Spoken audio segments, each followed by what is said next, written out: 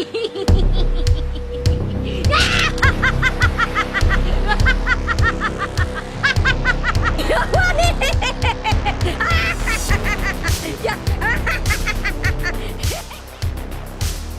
nakama, bagaimana perasaanmu bila simbol ikonik anime kebanggaan kalian justru benar-benar ditakuti oleh sistem dunia, hingga terjadi dalam kehidupan nyata ini? Dalam dunia One Piece, Jolly Roger bukan hanya menjadi sekedar simbol biasa, namun ini tentang harga diri dan nilai filosofis yang dibawa. Tidak jarang juga Jolly Roger dijadikan sebagai lambang sebuah perlawanan terhadap kuasa tirani. Dalam video kali ini, kita akan bahas tentang apa arti dari Jolly Roger, serta apa itu One Piece, dan mengenal nilai filosofis yang terkandung dalam bendera bajak laut topi jerami. Mari kita bahas sampai akhir. Tetap melihat dari segala sisi, sampai yang paling kiri.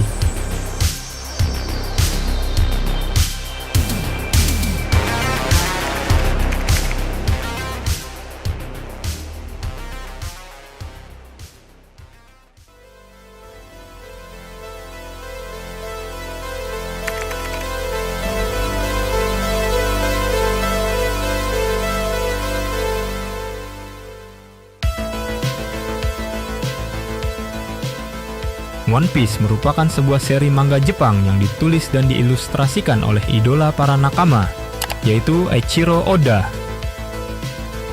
Manga ini telah dimuat di majalah Weekly Shonen Jump milik Shueisha sejak tanggal 22 Juli 1997. Bahkan hingga sekarang ini masih berlanjut. Ceritanya mengisahkan petualangan dengan karakter utamanya, yaitu Monkey D. Luffy, seorang anak laki-laki yang memiliki kemampuan tubuh elastis seperti karet. Setelah memakan buah iblis Gomu Gomu no Mi dan berevolusi menjadi Hito Hito no Mi, model Nika yang secara tidak disengaja.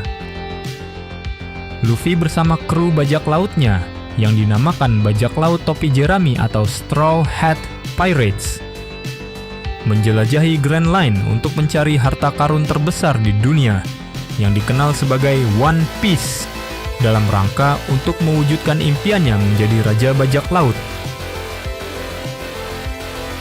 One Piece adalah harta karun yang dijanjikan oleh Raja Bajak Laut legendaris, yaitu Golde Roger. Golde Roger dieksekusi di Locktown, kota tempat kelahirannya. Eksekusi ini menjadi peristiwa penting yang menandai akhir dari era Bajak Laut Roger dan awal dari era bajak laut yang baru. Karena kata-kata terakhir yang dilontarkan oleh Roger memicu banyak bajak laut untuk mencari harta karunnya, yaitu One Piece. Ore no zaifou ka? Hoshikeria kurete yaru. Sagase!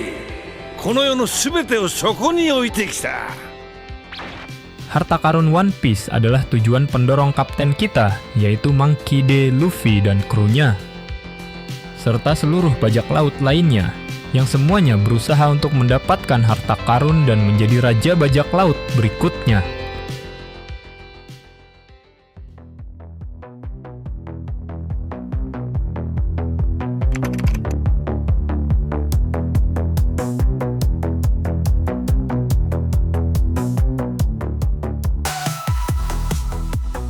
Dalam dunia One Piece, Jolly Roger sangat berperan penting.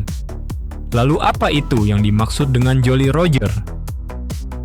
Jolly Roger juga dikenal sebagai bendera bajak laut, yang berfungsi juga sebagai identitas dari kelompok bajak laut.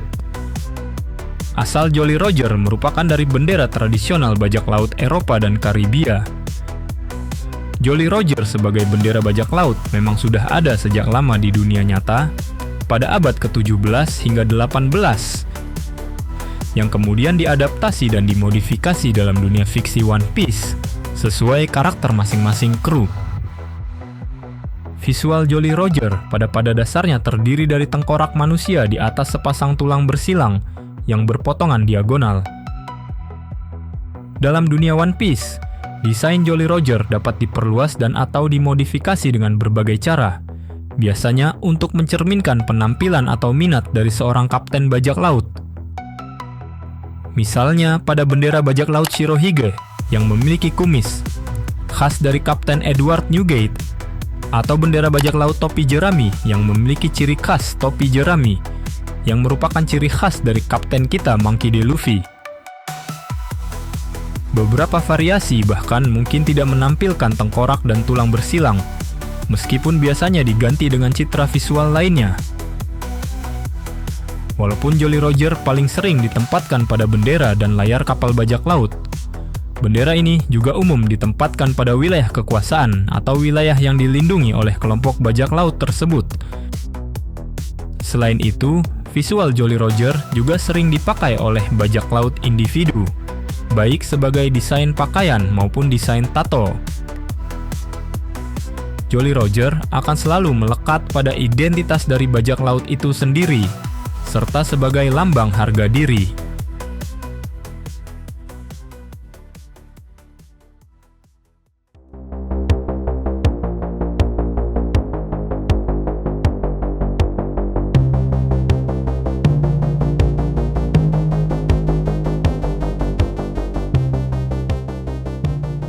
Awal mula terciptanya bendera bajak laut topi jerami dalam cerita One Piece muncul pada ide kreatif sang kapten, Monkey D. Luffy.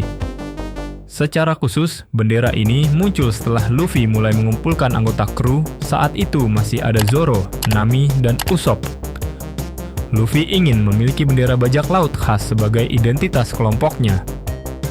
Jika kita lihat dari manga chapter 42, saat itu Luffy mencoba membuatnya sendiri, namun karena Luffy tidak pandai menggambar dan hasil bendera buatan Luffy sangat terlihat lucu, dan jelas itu tidak diterima oleh anggota kru lainnya, sehingga desain benderanya akhirnya diserahkan dan dibuat oleh Usopp sang penembak jitu, salah satu anggota kru topi jerami yang memiliki bakat seni lebih baik.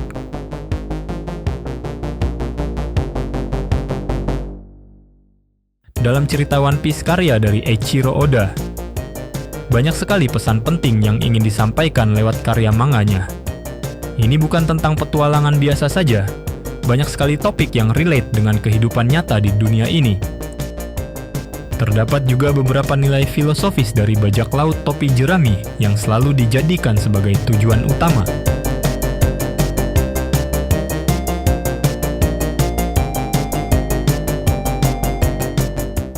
Kebebasan di atas segalanya.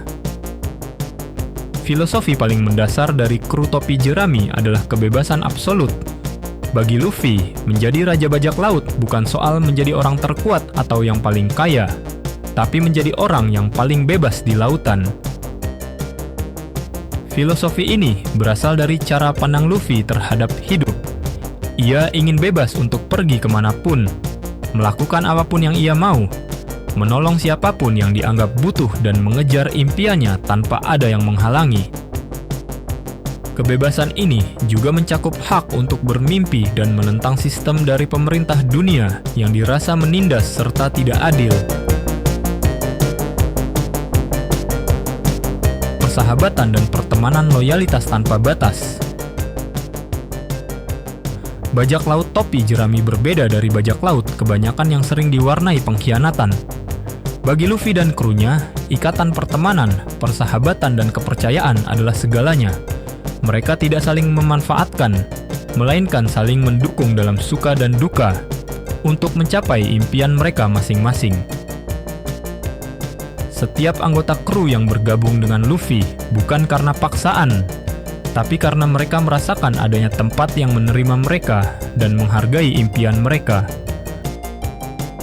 Luffy juga menganggap setiap orang punya mimpi yang sama-sama penting. Yang membuat kru bajak laut ini unik adalah semua impian anggota dianggap setara dan dihargai.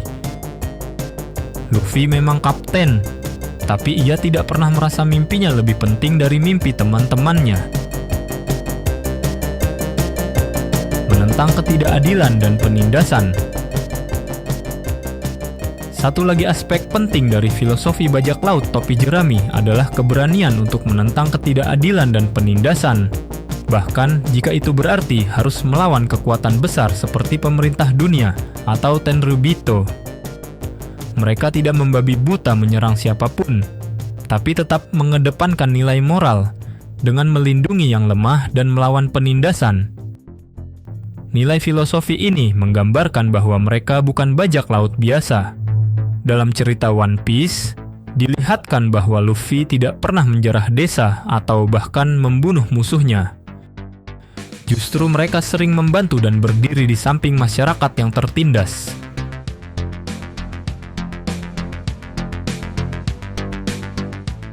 Topi jerami, simbol warisan ideologis, perlawanan dan perubahan dunia.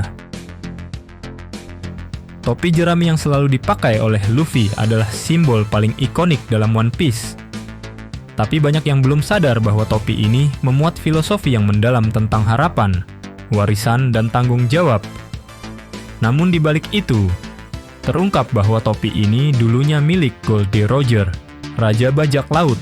Artinya, topi jerami adalah simbol warisan para pemimpin besar. Mereka yang ingin mengubah dunia, membuka misteri masa lalu, dan hidup sepenuhnya dengan kebebasan. Dalam dunia yang dikontrol oleh pemerintah dunia, orang-orang seperti Roger dan sekarang Luffy adalah pembawa harapan yang berdiri di sisi rakyat biasa melawan kekuatan tirani dan penindasan. Luffy juga tak pernah secara eksplisit mengaku sebagai simbol perubahan, tapi tindakannya dan keberadaannya selalu mengguncang struktur dunia dan dianggap sebagai ancaman terhadap pemerintah dunia. Bagi bajak laut dalam cerita One Piece, Jolly Roger bukan sekedar bendera biasa, tetapi merupakan sebuah simbol identitas dan harga diri. Bajak laut topi jerami bukan sekadar kru yang mengejar harta karun One Piece. Mereka adalah simbol perlawanan, kebebasan, dan impian. Kebebasan yang datang saat kau tak memiliki lagi harapan. Saat opsi tersisa adalah berdiri menantang para tiran. Saat momen terhidup dalam hidupmu adalah memasang badan di tengah medan. Lantas mengapa para tiran justru takut terhadap sebuah karya fiksi? Apa mereka lupa dan tidak pernah takut terhadap Sang Tuhan atas segala yang sudah mereka nikmati? Silahkan, tuliskan opini dan pendapatmu di kolom komentar. Tetap melihat dari segala sisi sampai yang paling kiri.